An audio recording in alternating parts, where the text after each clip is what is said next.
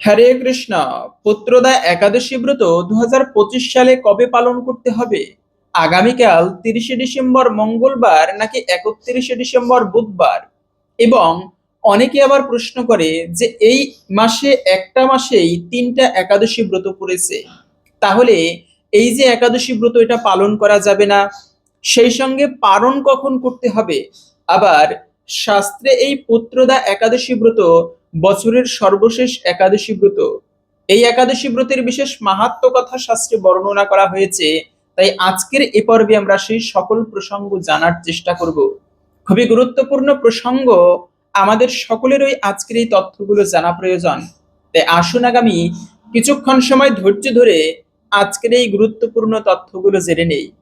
আশা করছি আজকের এই তথ্যগুলো আপনাকে একটুকু হলেও সমৃদ্ধ করবে, এবং ভালো লেগে থাকলে একটি লাইক করে কমেন্টে জয় শ্রী রাধা মাধবের জয় একবার হলেও লিখে যাবার অনুরোধ জানাচ্ছি। কেননা একাদশী ব্রত হচ্ছে রাধা মাধবের সব থেকে প্রিয় দিন। এজন্য জীবনে যত অমঙ্গল আসুক না কেন, এই ব্রতের মধ্যে সর্বশ্রেষ্ঠ ব্রত একাদশী ব্রতের দিনে যদি কেউ ভক্তি ভরে ব্রত করে রাধা মাধবের পুজো করতে পারে, তবে তার জীবনে লক্ষ্মীর কৃপা হয়, নারায়ণের কৃপা হয়। বিশেষ করে এই বর্তমানে পৌষ মাস চলতেছে, প্রচন্ড ঠান্ডা। এই পৌষ মাসের শুক্লপক্ষের একাদশী হচ্ছে পবিত্র পুত্রদা একাদশী তিথি। এই একাদশী ব্রত কেন এত মহিমাপূর্ণ? এই ব্রত পালন করলে কি ফল লাভ হয়ে থাকে? প্রথমত হচ্ছে, যারা এই ব্রত পালন করবে তারা বিদ্বান হয়ে থাকে। জীবনে বিদ্যা হচ্ছে এমন সম্পদ যার ভাগ কেউ কখনো নিতে পারে না। তো যদিও বিদ্যা লাভ করাটা নিজের অধ্যয়ন বসার বিষয়, মানে নিজের সাধনার বিষয়, তপস্যার বিষয়, পড়ালেখা করতে হবে ভালোভাবে, কিন্তু তারপরেও ভগবানের কৃপা হলেও সে ব্যক্তির আপনা থেকে সমস্ত দিব্য জ্ঞান প্রকাশিত হয়। এজন্য সীতা সত্তর উপনিষদের কথা, ইয়স্য দেবী পরাভক্তির যথা দেবী তথা গুরু তস্যৈতে কথিতা ইয়ার্থা প্রকাশন্তে মহাত্মনা। মানে যে ব্যক্তি ভগবানকে তুমি যতটা ভক্তি করো, ঠিক ততটাই ভক্তি গুরুদেবকে করবে। তাহলে কি হয়? গুরু কৃপায় তস্যৈতে কথিতা ইয়ার্থা প্রকাশন্তে মহাত্মনা। সেই মহাত্মা গুরুদেবের কৃপায় আপনা থেকে সমস্ত শাস্ত্রের জ্ঞান হৃদয়ে প্রকাশিত হয়। এর প্রমাণ হচ্ছে সেই ধ্রুব মহারাজ। যেহেতু বিদ্যার কথা আসলো, ভগবানের কৃপা যদি লাভ হয়, তবে সে লেখাপড়া না করলেও তার মধ্যে সমস্ত দিব্য জ্ঞান প্রকাশিত হয়। এই ধ্রুব মহারাজ তপস্যা করে ভগবানের দর্শন পেয়েছে। ভগবান এসে যখন ধ্রুব মহারাজকে দর্শন দিল, ধ্রুব পাগল হয়ে গিয়েছে। একটুকু ইচ্ছা ধ্রুব মহারাজের যে সে স্তুতির মাধ্যমে ভগবানের বন্দনা করবে, গান করবে সংস্কৃত ভাষায়, কিন্তু ও তো সংস্কৃত জানে না। ও বিদ্যালয়ে যায়নি, সংস্কৃত ভাষা পারে না, ব্যাকরণ পারে না। এটা ভগবান বুঝতে পেরেছে যে ধ্রুব আমার একটুকু স্তুতি করতে চায়। তাই ভগবান তার দিব্য শঙ্খটা ধ্রুবের মাথায় স্পর্শ করেছে। এবং ধ্রুব মহারাজ কোনো বিদ্যালয়ে যায়নি, কোনো গুরুর কাছে অধ্যয়ন করেনি। সমস্ত বৈদিক শাস্ত্রের জ্ঞান ভগবানের বন্দনা করতে লাগলো। সংস্কৃত ভাষায় গানের ছন্দে ছন্দে নিজের মতো করে বানিয়ে সুন্দর করে গান গাইতে লাগলো ভগবানের। কোনো মুখস্থ করা বিদ্যা নয়। তাই সমস্ত দিব্য জ্ঞান আপনা থেকে প্রকাশিত হয়। এই জন্য এই ব্রত যারা পালন করবে, ভগবান শ্রীকৃষ্ণ যুধিষ্ঠির মহারাজকে বলেছেন সে ব্যক্তি বিদ্বান হতে পারবে। দ্বিতীয়ত হচ্ছে যশস্বী, মানে যশ লাভ করতে পারবে। আমরা সবাই চাই আমার একটুকু সুনাম হবে।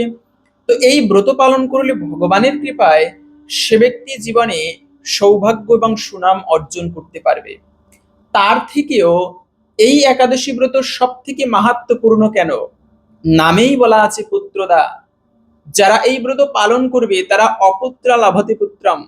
যদি অপুত্র হয়ে থাকে, তারাও যদি এই ব্রত পালন করে ভগবান শ্রীহরির কাছে প্রার্থনা করে, তবে ভগবানের কৃপায় সে ব্যক্তি একটা দিব্য সন্তান পর্যন্ত প্রাপ্ত করতে পারে এই একাদশী ব্রতের পুণ্য প্রভাবে। এরকম একটা রাজা এই ব্রত পালন করে সেই পুত্র সন্তান প্রাপ্ত করেছিল, যা আমরা একাদশীর ব্রত মাহাত্ম্যে জানবো। তবে মূল বিষয় হচ্ছে এই একাদশী ব্রত অনেকে বলে যে শুরু হবে তো মূলত আজকে থেকে। আজকে হচ্ছে 29শে ডিসেম্বর, সোমবার থেকে, এবং থাকবে মূলত আগামীকালকে পর্যন্ত।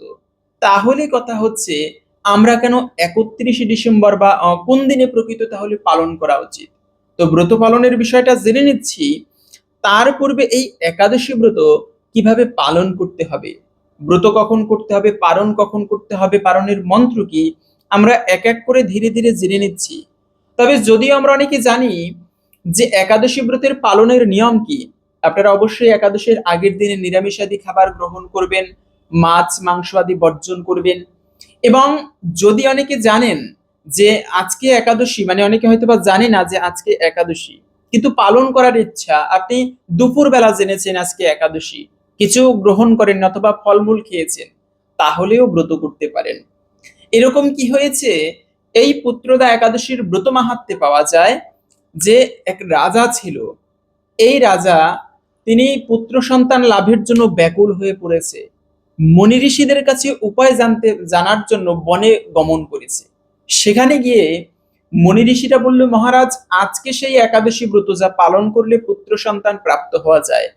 ওই মহারাজ তখন কিছু আহার করেনি, দিনে একটুকু ফল খেয়েছে। মহারাজ তখন থেকে ব্রত পালন করলো সারাদিন, এই ব্রতের কৃপায় তার দিব্য সন্তান লাভ হয়েছে। তো এই জন্য আপনারা যদি দিনের অর্ধ দিবসেও জানেন আজকে একাদশী, তবে যতটুকু সময় আছে ততটুকু পালন করুন। এজন্য ধর্ম কাজ যে যতটুকু করবে সে ততটুকু পুণ্যফল প্রাপ্ত করবে। একটা কথা আছে যে যতটুকু জলে নামবে ঠিক ততটাই সে ভিজবে। তো কথা ঠিক, এর জন্য ধর্ম কাজের কখনো কমতি হয় না বা ক্ষয় হয় না। তো এভাবে করে আপনারা একাদশীর আগের দিনে নিরামিষ খেয়ে কাটাবেন, রাত্র 11টার আগে খাবার খেয়ে। একাদশীর দিনটা হচ্ছে মুখ্যত বিষয়। এই দিনে যত বেশি ভক্ত সঙ্গ করা যায়, ঠাকুর পুজো করা যায়। কেননা অন্যান্য দিনে সাধনা করলে যে পুণ্য ফল লাভ হয়, আর ওই একই সাধনা একই ধর্ম কাজ একাদশীর দিনে করলে তার থেকে সহস্র গুণ বেশি পুণ্য ফল প্রাপ্ত করা যায়। এজন্য একাদশী ব্রত এতটা মাহাত্ম্যপূর্ণ। তাই যদি কোনো ভক্ত ভক্তি ভরে একাদশীর দিনে ভগবানের পুজো করতে পারে, নিঃসন্দেহে তার প্রতি ভগবানের কৃপা হয়। সেজন্য একাদশীর দিনটি এটিকে হরি বাসর বলা হয়। উপবাস কেন? উপমানের নিকটে, বাস মানে বাস করা। এই দিনটি ভগবানের সন্নিকটে বাস করা উচিত, ভক্ত সঙ্গে কাটানো উচিত। এখন আমি ব্রত করলাম অথচ আজে বাজে সঙ্গ করে বেড়াই, ভক্ত সঙ্গ করা হয় না, ব্রত করা মানে ব্রতের যে সারাদিন ঘুমালাম, এটিকে কিন্তু প্রকৃত ব্রত বলা হয় না।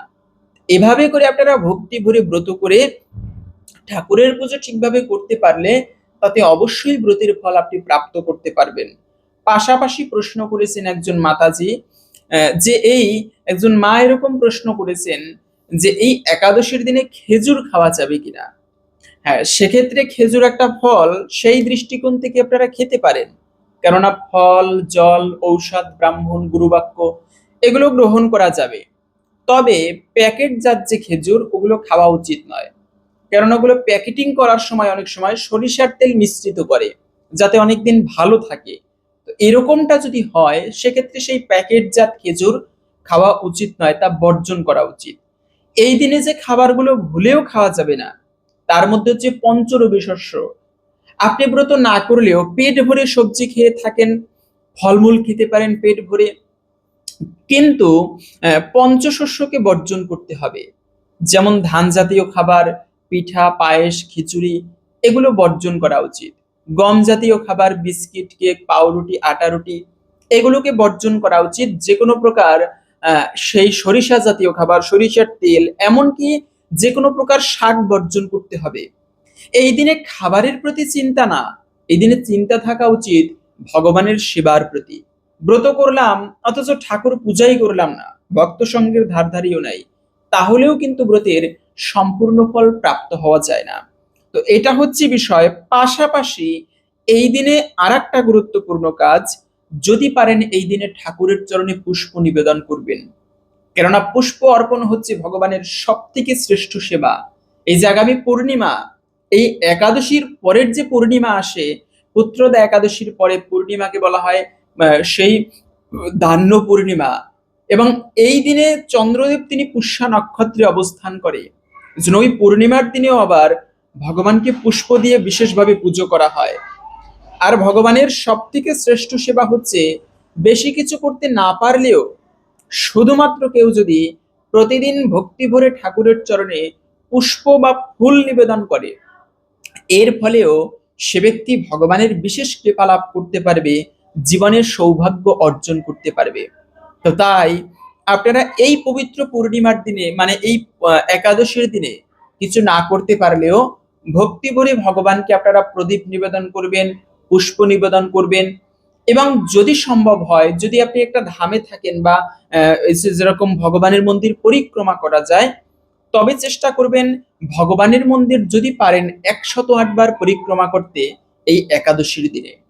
কেননা ভগবানকে প্রদক্ষিণ করা এটিও জন্ম জন্মান্তরের পাপরাশি ভগবানকে প্রদক্ষিণের ফলে বিদূরিত হয়ে যায়, জীবনে পবিত্রতা আসে। আর যদি পারেন, আপনি ধামে আছেন, তাহলে সেই ব্রজধামে যদি থাকেন পরিক্রমা করবেন, বা কোনো ধামে থাকলে পরিক্রমা করবেন, অথবা ভগবানের মন্দির বিশেষভাবে পরিক্রমা করতে পারেন এই একাদশী ব্রতের দিনে। তো যাই হোক, এখন আমরা জেনে নিচ্ছি এই একাদশী ব্রতের মাহাত্ম্য কথা। যারা এই একাদশী ব্রত পালন করবে তারা কি ফল প্রাপ্ত করতে পারে, এবং এরপরে এই ব্রত কবে পালন করতে হবে, ব্রতের পালনের সময় কি, সেই বিষয়েও জেনে নেব। শুরু করছি পুত্রদা একাদশী ব্রতের মহিমা। যুধিষ্ঠির মহারাজ বললেন, হে কৃষ্ণ, পৌষ মাসের কৃষ্ণপক্ষের একাদশীর নাম কি, বিধিই বা কি, কোন দেবতা এই দিনে পূজিত হন, এবং আপনি কার প্রতি সন্তুষ্ট হয়ে সেই ব্রতফল প্রদান করেছিলেন, কৃপা করে আমাকে সবিস্তারে তা বলুন। শ্রীকৃষ্ণ বললেন, হে মহারাজ, এই একাদশী পুত্রদা নামে প্রসিদ্ধা, সর্বপাপ বিনাশিনী এবং কামদা এই একাদশীর অধিষ্ঠাত্রী দেবতা হলেন সিদ্ধিদাতা নারায়ণ। ত্রিলোকে এর মতো শ্রেষ্ঠ কোনো ব্রত নেই। এই ব্রতকারীকে নারায়ণ বিদ্বান এবং যশস্বী করে তোলেন। এখন আমার কাছে এই ব্রতের মাহাত্ম্য শ্রবণ করুন। ভদ্রাবতীপুরীতে সুকেতুমান নামে এক রাজা ছিলেন। তার রানীর নাম ছিল শৈব্যা। রাজ দম্পতি বেশ সুখেই দিন যাপন করছিলেন। বংশ রক্ষার জন্য বহুদিন ধরে ধর্মকর্মের অনুষ্ঠান করেও যখন পুত্র লাভ হলো না, তখন রাজা দুশ্চিন্তায় কাতর হয়ে পড়লেন। তাই সকল ঐশ্বর্যবান হয়েও পুত্রহীন রাজার মনে কোনো সুখ ছিল না। তিনি ভাবতেন, পুত্রহীনের জন্ম বৃথা ও গৃহশূন্য। পিতৃদেব মনুষ্যলোকের কাছে যে ঋণ শাস্ত্রে উল্লেখ আছে, তা পুত্র বিনা পরিশোধ হয় না। পুত্রবান জনের এ জগতে যশলাভ এবং উত্তম গতি লাভ হয়, এবং তাদের আয়ু, আরোগ্য, সম্পত্তি প্রবৃত্তি বিদ্যমান থাকে। রাজা দুশ্চিন্তাগ্রস্ত হয়ে আত্মহত্যা করবেন বলে স্থির করলেন। কিন্তু পরে বিচার করে দেখলেন আত্মহত্যা মহাপাপ। এর ফলে কেবল দেহের বিনাশ মাত্র হবে, কিন্তু আমার পুত্রহীনতা তো দূর হবে না। এটা একটা গুরুত্বপূর্ণ বিষয়। জীবনে আমাদের অনেকের ঝইঝামেলা আসতেই পারে, এটা স্বাভাবিক। জীবন মানে ঝামেলা থাকবে, আনন্দ থাকবে, সুখ থাকবে, সকল কিছু মিলিয়ে জীবন। শুধুমাত্র আমার জীবনে আনন্দই থাকবে আর অন্ধকার বা সেই দুঃখ থাকবে না, এটা কিন্তু হয় না। কিন্তু সেই জীবনে মৃত্যুর সিদ্ধান্ত নেওয়া, এটা সব থেকে বড় অপরাধের। যে ব্যক্তি মৃত্যুবরণ করে ইচ্ছা করে, সে ব্যক্তি কিন্তু পরবর্তী জন্মে এত সহজে দেহ পায় না। সে ভূতের শরীরে থাকতে হয় তাকে অনেক জন্ম বা অনেক বছর। এরপরে পাপ ভোগ করে, মানে সেই পাপের ফল ভোগ করার পরে সে ব্যক্তি গিয়ে সে শরীর লাভ করতে পারে। এজন্য আত্মহত্যা করা জীবনে কোনো পরিস্থিতিতেই ভুলেও এই সিদ্ধান্ত আমাদের কারণ নেওয়া উচিত নয়। এরপর একদিন রাজা নিবিড় বনে গমন করলেন। বনভ্রমণ করতে করতে দ্বীপ্রহর অতিক্রান্ত হলে রাজা ক্ষুধা তৃষ্ণায় অত্যন্ত কাতর হলেন। এদিক ওদিক জলাদির অনুসন্ধান করতে লাগলেন।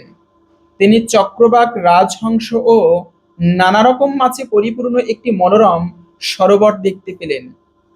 সরোবরের কাছে মুনিদের একটি আশ্রম ছিল। তিনি সেখানে উপস্থিত হলেন। সরোবর তীরে মুনিগণ বেদ পাঠ করছিলেন। মুনিবৃন্দের শ্রীচরণে তিনি দণ্ডবৎ প্রণাম করলেন। মুনিগণ রাজাকে প্রণাম করলেন।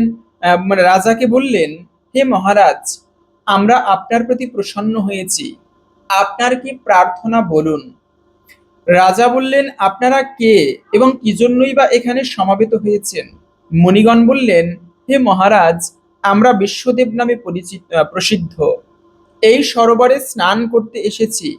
আজ থেকে 5 দিন পরেই মাঘ মাস আরম্ভ হবে। আজ সেই পবিত্র পুত্রদা একাদশী তিথি। পুত্র দান করে বলেই এই একাদশীর নাম পুত্রদা।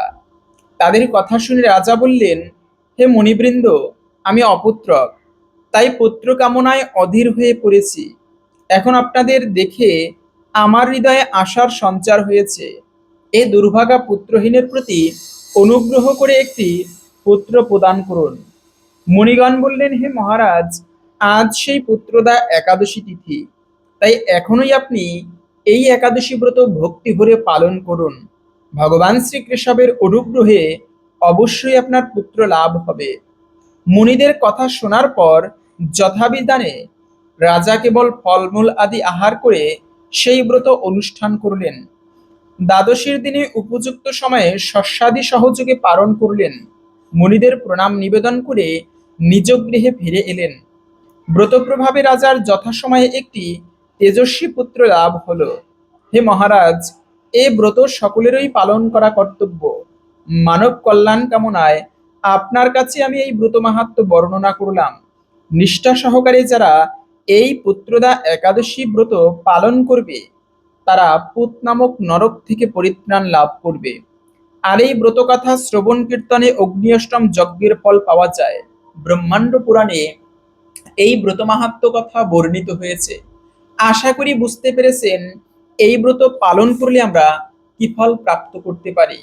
তাই আপনি নিজে একাদশী ব্রত পালন করুন এবং সবার মাঝে ছড়িয়ে দিন, যেন আমরা সবাই ভক্তি ভরে এই একাদশী ব্রত পালনে উৎসাহী হই। তো এই ব্রত পালন করতে হবে, যদিও বা ব্রতের তিথি আজকে থেকে শুরু হবে এবং থাকবে আগামীকাল, মানে প্রায় ভোর পর্যন্ত। তবে সেই ব্রহ্ম মুহূর্ত যখন স্পর্শ করেছে পরের দিনে, তাই এই একাদশী ব্রত পালন করতে হবে। মূলত আগামীকালকে মানে পরের দিন পর্যন্ত ব্রহ্ম মুহূর্ত পর্যন্ত থাকে এই সেই উদয়া তিথি বলে এই একাদশী তিথি। তাই এই একাদশী ব্রত প্রকৃতই গোস্বামী মতে পালন করতে হবে 31শে ডিসেম্বর বুধবার। এবং পঞ্জিকায় অনেকে অনেকভাবে বিভ্রান্তি মানে বলে থাকে যে একাদশী তো লেখা হচ্ছে 30শে ডিসেম্বর মঙ্গলবার, সেটা আপনারা হচ্ছে দশমী বিদ্যা একাদশী, কিন্তু দ্বাদশী সংযুক্ত একাদশী ব্রতই সর্বোত্তম। তো পালন তো করতে হবে 31শে ডিসেম্বর বুধবার। তবে যারা ইউরোপ, আমেরিকা, কুয়েত, কাতার এই সমস্ত দেশে আছে, তারা হচ্ছে 30শে ডিসেম্বর মঙ্গলবার আগামীকালকে ব্রত করবে। এবং পারণ কখন করতে হবে, কেননা পারণ একটা গুরুত্বপূর্ণ বিষয়। তো পারণ করতে হবে, পশ্চিমবঙ্গে পারণ করতে হবে পরের দিন 6টা 26 মিনিট থেকে 9টা 52 মিনিটের মধ্যে। দিল্লিতে পালন করতে হবে 7টা 13 মিনিট থেকে 10টা 41 মিনিটের মধ্যে। বৃন্দাবনে পালন করতে হবে 7টা 9 মিনিট থেকে 10টা 38 মিনিটের মধ্যে। উত্তরপ্রদেশে পালন করতে হবে 6টা 56 থেকে 10টা 25 মিনিটের মধ্যে। বাংলাদেশে পালন করতে হবে 9টা 40 মিনিট থেকে 10টা 14 মিনিটের মধ্যে। এই সময়ের মধ্যে ভগবানের প্রসাদ দিয়ে আপনি পালন করে নেবেন। এবং পালন করার সময় যে মন্ত্র রয়েছে তা হচ্ছে, ওম অজ্ঞান তিমিরান্ধস্য ব্রত নারেণ কেশব প্রসিদ্ধ সুমুখনাথ জ্ঞানদৃষ্টি প্রদভব। এভাবে করে মন্ত্র উচ্চারণ করে, হে ভগবান, আমি যে এই ব্রত করেছি, কৃপা করে আমার প্রতি প্রসন্ন হও। এভাবে করে যার যেরকম প্রার্থনা সেভাবে প্রার্থনা করে তারপরে এই একাদশী ব্রতের পালন করবেন। তো আশা করছি আজকের এই তথ্যগুলো আপনাকে একটুকু হলেও সমৃদ্ধ করেছে।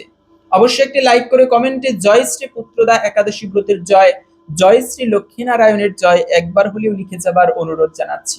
ভগবান বিষ্ণুর কৃপায় আমাদের সকলের অন্তিমে পরম ধাম প্রাপ্ত হোক, এই কামনা করে আজকের ভিডিওটি এখানে সমাপ্ত করছি। হরে কৃষ্ণ।